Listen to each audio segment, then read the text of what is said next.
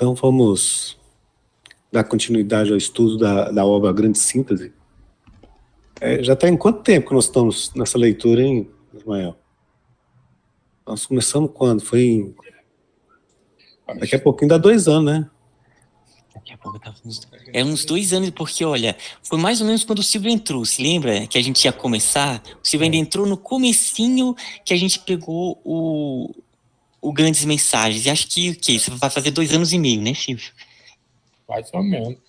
Então é isso aí que a gente tá. Então, tem mais porque eu me lembro que a gente estava começando a fazer os testes, aí eu me lembro que eu cheguei assim, né, possível no comecinho, a gente está começando a fazer uns testes na sexta-feira com um livro do Pietro Baldi. Aí ele falou, eu quero participar também. Ainda me lembro, meu camarada. Legal, já chegamos pelo menos à metade, né, do livro? Já. E vai se tornar mais rápido já. Agora a gente está entrando na vida, então ele está na transição, depois vai só trabalhar com né, com... Como a gente já está indo da segunda dimensão temporal para a terceira, essa questão de rápido é muito relativo, né? Mas tudo bem. Ok. Este possui... Toda a química orgânica está baseada nos compostos de carbono.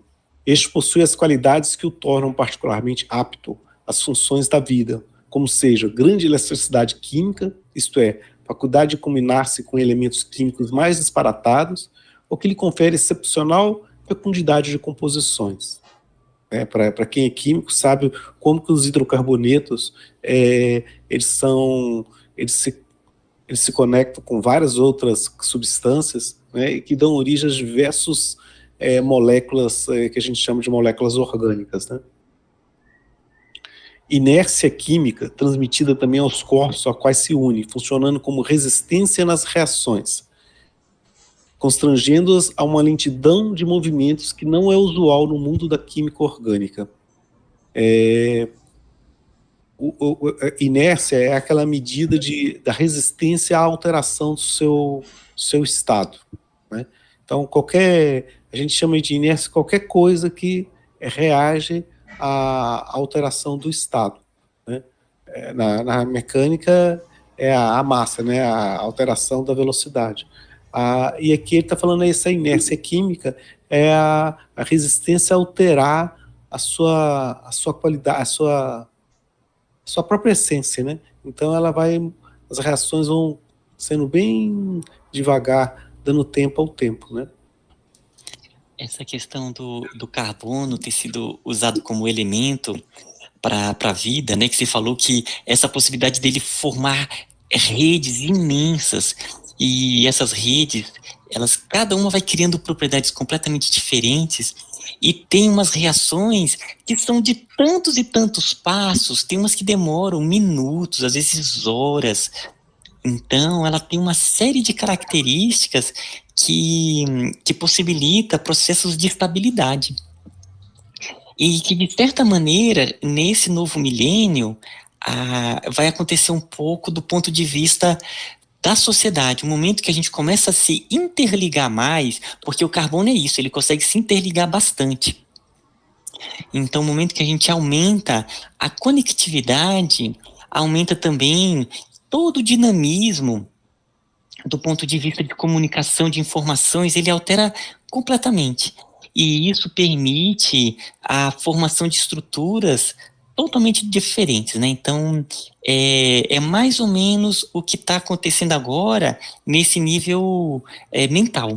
Vai se hiperconectando as informações, vai formando estruturas que com o tempo vai ficar aquilo que é realmente harmônico, aquilo que vai ser bom para a humanidade. Mas agora está a gente chamaria o período cambriano dessas estruturas agora na sociedade, que o período cambriano foi o período que no planeta ele explodiu de espécies novas, todo aquele tipo de espécies novas, né?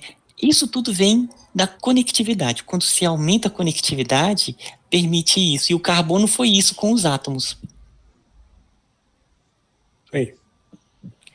Como é que é? Ok. Por essa sua tendência a eliminar as transformações brutais, que nas substâncias minerais consegue de repente a forma de equilíbrio mais estável. O carbono pôde tornar-se o elemento mais apto para o fundamento químico da vida. Através dele, pôde assim nascer uma química instável e progressiva, de cadeias dinâmicas abertas, em que as capacidades do carbono são largamente utilizadas e onde as encontrais todas. Foi por essas razões íntimas, isto é, pelas qualidades intrínsecas do material constitutivo, que a vida terrestre assumiu a forma de metabolismo que lhe é fundamental. Imaginai outros aglomerados e centros de matéria em que os próprios elementos químicos estejam diferentemente dispostos ou amadurecidos, e compreendeis as formas infinitas nas quais o próprio onipresente princípio da vida pode ter se desenvolvido no universo. Você tem, é interessante que a gente só conhece a Terra, né? Mas se você vai olhar na tabela periódica, quem tem propriedades semelhantes ao do carbono é o silício, o germânio, só que eles são mais pesados, né? O silício e o germânio é usado muito na computação, né, na robótica e tudo, mas ele tem semelhanças com o carbono, só que ele não tem a leveza do carbono. Assim como o oxigênio tem algumas semelhanças com o enxofre, mas o enxofre não tem a leveza do oxigênio. Então, ou seja, você vai... os elementos químicos que têm essa propriedade de conectar com vários outros são justamente o carbono, o nitrogênio, o oxigênio, o hidrogênio, são os mais leves e que têm uma complexidade que propicia. Então, a natureza escolheu esses elementos para como se diz, para que a vida pudesse desabrochar, né? Poderia ser com silício, com germânio, com elementos mais pesados, poderia, mas talvez não teria a leveza que a gente tem, né? Não sei, isso é uma percepção que eu estou tendo agora. E essa questão dos vários planetas, né, quando ele fala que toda a possibilidade, né, que ele fala que e compreendereis as formas infinitas nas quais o próprio onipresente princípio da vida pode ter se desenvolvido no universo. Quando a sua voz vai apresentando uma característica da vida que a ciência ela não conhece, né, que é a própria evolução desse princípio, que vai passando da dimensão matéria para a dimensão energia, dali da dimensão consciência, a gente percebe que o caminho da energia é inevitável nesse processo evolutivo chegar na consciência. E dependendo do local, dos elementos, ela vai se estruturar de uma maneira diferente. E né, isso é tão amplo, é tão vasto a gente pensar no princípio da vida acontecendo em cada planeta, e olha que a gente ainda a ciência nem conhece ainda formas de estruturas do universo astral, né? Como é que é a água de nosso lar? Qual é a diferença entre a água de nosso lar e a água daqui? Então, isso faz com que possa ter vidas em planos diferentes, em planos mais sutis, e amplia demais a nossa percepção do próprio universo. Pegando esse gancho seu que você falou aí, Ismael, o conhecimento que eu tenho, que eles falam que esse mundo astral é bem mais complexo do que o nosso. O nosso, por exemplo, o nosso perispírito, as propriedades, tudo isso é um universo que tem que ser...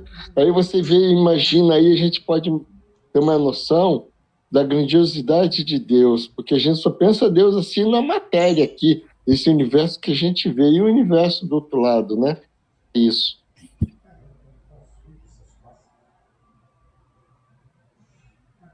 Opa, onde que eu parei? É embaixo, né? Por isso, pôde nascer na Terra uma química nova, lenta, mas essencialmente dinâmica, com deslocamentos contínuos de equilíbrio e que, mesmo estando sempre em movimento, jamais atinge a êxtase definitiva. Sobre essa química mutável, especialíssima, puderam basear seus processos de vida e de sua evolução. Ou seja, a vida ela não é baseada num sistema físico estável, mas um sistema dinâmico estável, né? Ou seja, que está sempre em mudança, né? Quando um ser vivo ele chega no seu estado de equilíbrio químico, morre, né? É a morte. Ele sempre tá mudando, tá tendo sempre esse processo de mudança. E Paulo, deixa eu só fazer também um comentário sobre algo que você tinha falado anteriormente, e eu esqueci de comentar. Você falou que da estrutura do carbono, que ele se tornou ali o elemento para a possibilidade da vida. Exatamente pela possibilidade de se ligar bastante, de criar estruturas maiores, como proteínas, enfim. E aí você falou que existem outros na tabela periódica que têm essa característica, né, como silício, como germânio. E aí falou que ele é muito usado na computação, né? Tanto que a gente tem o Vale do Silício. O que acontece? O silício, de certa forma, ele também foi ali a base para essa grande revolução que está acontecendo no planeta do ponto de vista da interconexão. Né? Eu fico pensando que a espiritualidade, quando foi ali organizar essa grande mudança, aí eles falam assim, olha, eles vão ter que ter formas de processamento que sejam rápidas, né, que seriam os nossos computadores. E para isso, precisa ali de essa estrutura que permite fazer isso. E, né, que são os chips e que está ali na base, que é o transistor. E o transistor ali na base, ele foi estruturado com o silício. Então, de certa maneira, da mesma forma que o carbono ele possibilitou a vida, ali o conhecimento dessas propriedades da matéria, a gente chama de estado sólido, as propriedades que vêm, o silício também foi a base para essa grande possibilidade tecnológica e de comunicação que está acontecendo na humanidade. Então, no fim das contas, aqui nós estamos conversando, toda essa tecnologia celular, ela está ali uma base, de certa forma, do silício, né? Claro que agora ampliou muito mais, mas tem essa característica também que possibilitou ele que estava ali na raiz.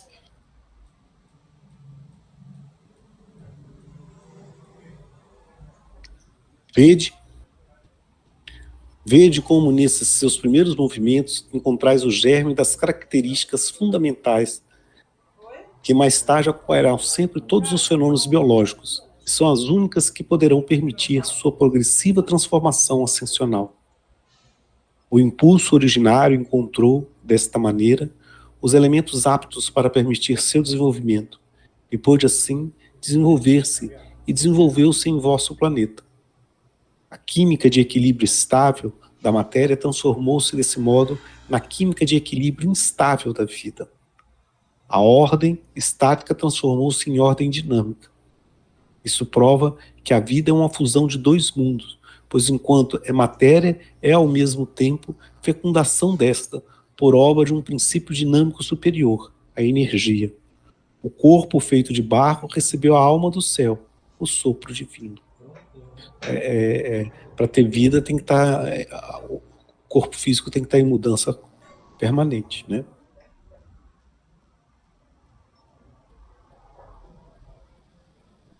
Por sua maravilhosa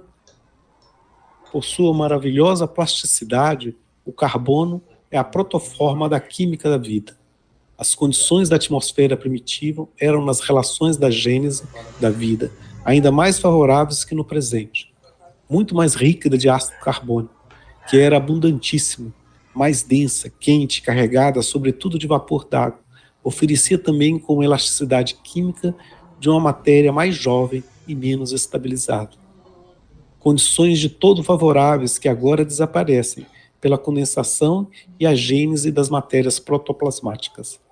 Sim, na primeira idade da Terra, os elementos minerais primitivos, água, gás carbônico, nitrogênio, são arrastados em combinações cada vez mais complicadas da química orgânica, e a matéria mineral do ambiente é progressivamente conduzida até a estrutura protoplasmática.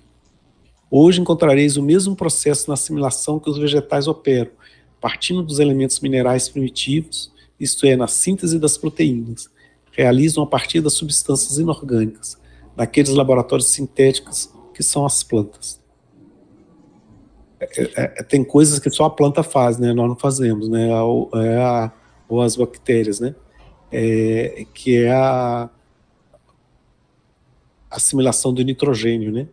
O nitrogênio é o mais abundante na atmosfera, mas todo o ar que a gente respira com nitrogênio a gente devolve.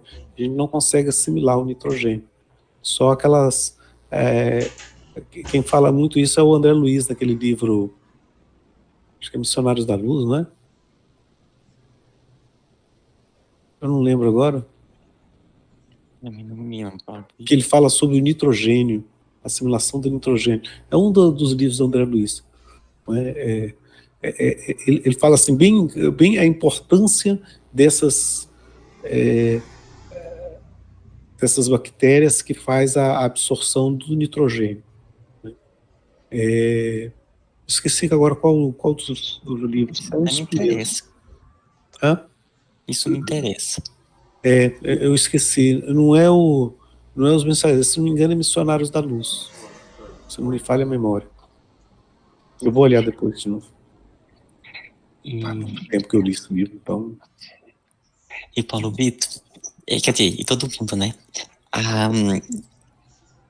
Nessa parte que ele vai contando, eu fico imaginando no campo espiritual, porque naquele livro Memórias de um Suicida, o espírito que está ali passando, que é o Camilo, o escritor, ele tem uma parte em que eles são levados para um local onde ele conta que passa por uma vivência do Cristo. É como se fosse um filme, mas ele fala que é um filme que ele fica completamente imerso, como se estivesse vivenciando o próprio processo do Cristo.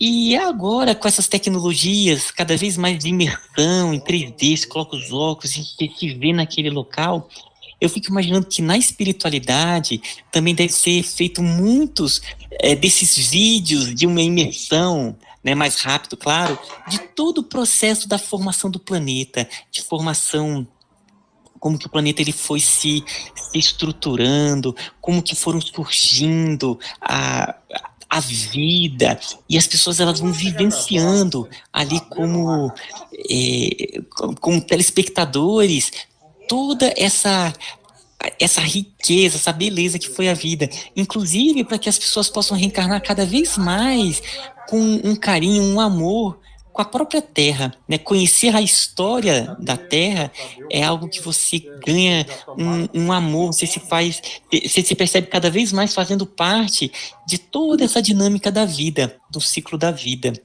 Então, imagino que deve ter isso também, né? Então, vão vindo as pessoas cada vez mais com uma propensão ecológica de respeito à terra, de cuidar da terra. Então, isso que a gente está passando, eu acho que deve ter cursos onde a pessoa passa de uma maneira por imersão na espiritualidade, sabe? Sabe, o seu Ismael, eu fico muito assim, eu penso também assim, sabe, que às vezes eu estou lendo algum fato histórico, aí fico às vezes querendo me aprofundar e falta conteúdo, principalmente da época de Cristo, a época feudal, a época antiga, a era antiga e tudo mais, né, pré-histórico.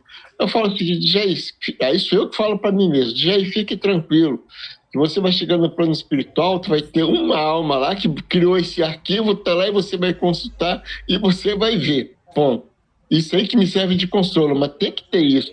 Porque, como eu falei, eu já vi parte da minha vida em um piscar de olhos. Então, como tem isso, todos hoje devem ter uma biblioteca. Na época do Vesúvio, tá lá aquele drama todo que a pessoa viveu, tá lá, tem que estar lá. Não é possível ser uma obra do acaso, tudo desaparecer. Não existe isso. Pelo menos racionalmente falando, né? Opa, Ana! Eu lembrei agora, alguém postou um vídeo que explicava mais ou menos isso, né? Que os espíritos estavam vendo, acho que era de Capela. Acho que foi o teu primo, Ismael, que pôs lá. Camilo, desculpa, fale. É que observava a Terra aonde ia no cosmos, né? A distância que estava, observava aquele período na Terra, né? Que o espírito voltou e viu vidas passadas, e viu... Então, aonde tivesse na distância do cosmos, sei lá, 1000 anos atrás, a 1000 anos de distância, ia ver aquele período atrás, né? Eu achei muito interessante. É mais ou menos o que o Djair falou, né? Uma forma de ver o que aconteceu antes. Ô Silvio, só vou falar que é o Camille Flammarion, o vídeo, conta essa parte dele. Foi o meu primo mesmo. Não, em relação a essa coisa dos elementos, né? Como isso é fantástico para a gente, né? Que a humanidade tem a tendência a achar que o ser humano é um ser muito evoluído, extremamente complexo, e as plantas, né? O reino vegetal, são estruturas mais simples. Mas elas realizam, né? Eu vou me pegar aqui a fotossíntese, processos extremamente complexos e que o ser humano não é capaz de fazer, de transformar para dar vida. Sem oxigênio, nada vive na Terra. E a planta pega e doa esse oxigênio dela mesma. Ela faz um processo que pode parecer simples quimicamente, talvez, mas que você olhar o universo como um todo é uma coisa extremamente complexa e fundamental para a vida. Então, o ser que a gente acha que é mais simples é, na verdade, muito mais fundamental do que nós mesmos, né, sobre a face da Terra. E acho que tem muito dessa coisa aí, como o Paulo está falando, né, de usar o nitrogênio, usar outros elementos, pode estar diretamente relacionado à nossa capacidade de viver em dimensões diferentes. Talvez numa dimensão mais acima, o oxigênio não tenha a menor utilidade, mas o nitrogênio seja fundamental. Ou outro elemento que a gente acha que não serve para nada, em determinado momento pode ser crucial na nossa própria existência. E isso vai gerando esse movimento da própria ciência aqui, né, de descobrir, né, isso que a Ana, que o Joy está falando, né, você quer aquela ânsia de saber, de conhecer, e tudo isso é movido por isso, né, de saber, eu vou para outra dimensão, mas o que vai acontecer para eu poder viver plenamente nessa outra dimensão? Isso vai nos movimentando. Porque essa história, né, o Joy falou do passado, né, histórico, a história é o principal método de ensino que a gente tem. Quem não aprende com o seu passado não consegue projetar o seu futuro. Silvio, só pegando esse gancho que você me falou aí, tem no Livro dos Espíritos, eu acho que é o Livro dos Espíritos, que o perispírito, quando ele vai para aquele planeta, ele incorpora as propriedades químicas daquele planeta. Isso vai de encontro com isso que você acabou de falar, pelo menos sobre minha ótica. É na Gênese do Kardec fala isso. Que quando o espírito vai de um corpo para outro, está na Gênese do Pentateuco. E o livro do Camille Flammarion é o Urânia, que faz essa questão que a Ana colocou aí, né? É o livro Urânia, do Camille Flammarion, que ele lá está a 70 e tantos anos-luz de distância, vários anos, né? Aí, quando ele está vindo, o espírito está vindo para a Terra, ele viaja numa velocidade muito superior à da luz, mas ele está olhando a Terra, e durante toda a viagem dele, ele vê toda a história da Terra. É muito legal. O Camille Flammarion era um astrônomo, né? Então ele explorava os livros dele, os aspectos de astronomia com o espiritismo. É muito bacana. Desculpe só me intrometer aqui falando rapidinho, que você falou uma palavra mágica, velocidade da luz. O nosso pensamento, estou te falando que isso já aconteceu comigo, não é que eu queira falando, estou falando como testemunho vivo. A velocidade da luz é baixa para o nosso pensamento. Isso que eu não sou um espírito evoluído, cheguei a essa conclusão. Imagine o Camilo Flammarion e outros espíritos. Eu quero te falar isso, o nosso pensamento é mais rápido do que a luz. É fantástico. É uma coisa que extrapola qualquer... Isso que eu estou te falando, quando a gente chega no outro lado, quando nós chegarmos lá, nós vamos ter ciência dessa maravilha que é. Beijão para vocês. E ainda sobre essa questão das plantas, a planta, né, além de toda essa riqueza, tem algo que também é muito importante, que ela é um laboratório vivo, aonde ela capta a energia do sol e transforma em uma estrutura ali armazenada quimicamente. Então, dentre várias e várias propriedades, as plantas, elas têm essa característica também de estar aqui armazenando, né, na eletrônica a gente chama de capacitores, é um capacitor que ele armazena a energia elétrica, e de certa forma ela também, quando ela armazena com a energia do sol, na glicose, nos alimentos, então tem essa propriedade ainda. Eu ia até aproveitar nesses minutinhos para pedir para o Paulo Brito falar um pouco do Camille Flammarion. Gente, Paulo Brito, ele é fã do Camille Flammarion aí, o livro Estela, Urânia, acho que ia ser bacana talvez você falar um pouquinho, já que veio ele. O Camille Flammarion foi o que escreveu a parte uranografia geral da Gênese, não foi escrito por Kardec, foi escrito por Camille Flammarion, com inspiração em Galileu, né? Ele coloca lá no rodapé que não é uma mediunidade direta, né? É uma mediunidade indireta, então sob inspiração de Galileu Galilei. E Camille Flammarion, ele escreveu vários livros, alguns de ficção, e os que eu mais gosto são esses três, né? Estela, O Fim do Mundo e o Urânia. O Fim do Mundo é legal porque ele supõe assim, um grande meteoro que vai chocar com a Terra, né? E no livro dele de ficção vai chocar justamente em Roma, né? Justamente no Vaticano. E aí cada um supõe o que vai acontecer com a Terra. Vai ser o fim da espécie humana, vai acabar com a Terra, vai acabar com a vida. Então os geólogos dão a sua conclusão, o astrônomo, o físico, o químico, o biólogo, os psicólogos, né? E eu vou dar uns spoilers do livro, né? E o mais legal é que ele vai fazendo toda a discussão da virada do século, de 1900, como é que os cientistas viam essa possibilidade, né? E no final das contas, o meteoro cai, acaba com muitas vidas ali na Europa, mas o resto do mundo continua vivo, né? E a vida continua. E aí ele dá um pulo no salto no tempo e vai para tipo milhões de anos na frente, onde só existe vida na Terra, só na zona equatorial. E ali os espíritos, aí ele já vai para o mundo espiritual, está conversando com espíritos que estão ligados ao Egito ali há milhões de anos e que ali ainda estão presos, né?